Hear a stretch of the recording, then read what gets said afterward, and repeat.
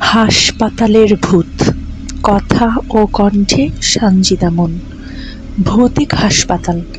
Denver state হাসপাতাল আমেরিকার Massachusetts অঙ্গরাজ্যের সালেম নগরীতে অবস্থিত।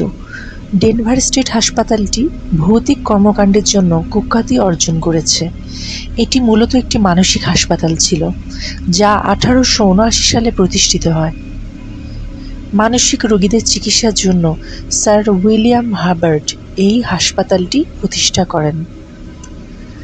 শুরুর দিকে হাসপাতালটির কর্মকাণ্ড ভালোভাবে চললেও বছর 5 পর এক মর্মান্তিক সড়ক দুর্ঘটনায় স্যার উইলিয়াম হাবার্ডের মৃত্যু হলে হাসপাতালটির কর্মকাণ্ড আসে আমূল পরিবর্তন।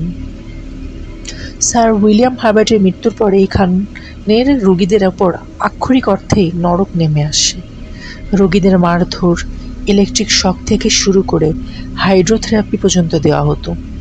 এরই ধারাবাহিকতায় 1885 সালে ব্রায়ান হ্যারিস নামক এক মানসিক রোগীর উচ্চ ইলেকট্রিক শকের দরুন মৃত্যু হয়। পরে তার লাশ অত্যন্ত গোপনীয়তার সাথে হাসপাতালেরই এক নির্জন জায়গায় কবর দেওয়া হয়। এই ঘটনার 1 সপ্তাহের মাথায় হাসপাতাল কর্মী মাইক হ্যারিসের মৃত্যু হয়। তার মুন্ডুহীন লাশ হাসপাতালের পেছনে উঠানে আবিষ্কৃত হয়। এটা এত একটি মর্মান্তিক ঘটনা এবং এতই ভুতুড়ে ছিল যে সম্পূর্ণ হাসপাতালের ওয়ার্ড বয় থেকে শুরু করে ডাক্তার পর্যন্ত সবাই কেঁপে ভয়ে আতঙ্কিত হয়ে পড়েছিলেন।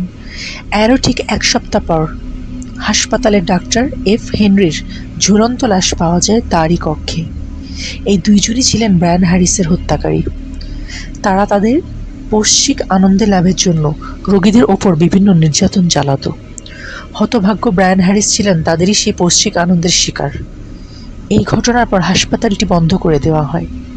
তবে আজও গভীর রাতে হাসপাতাল থেকে ভেসে আছে যন্ত্রণাকাতর চিৎকার, মাঝে মাঝে আলোর ঝলকানিও চোখে পড়ে।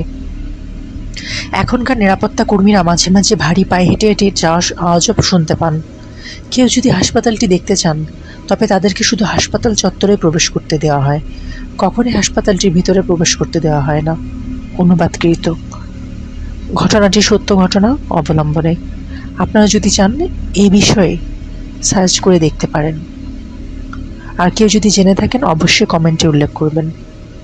ঘটনাটি ভালো লাগলে লাইক এবং সাবস্ক্রাইব করে পাশে থাকবেন চ্যানেলের।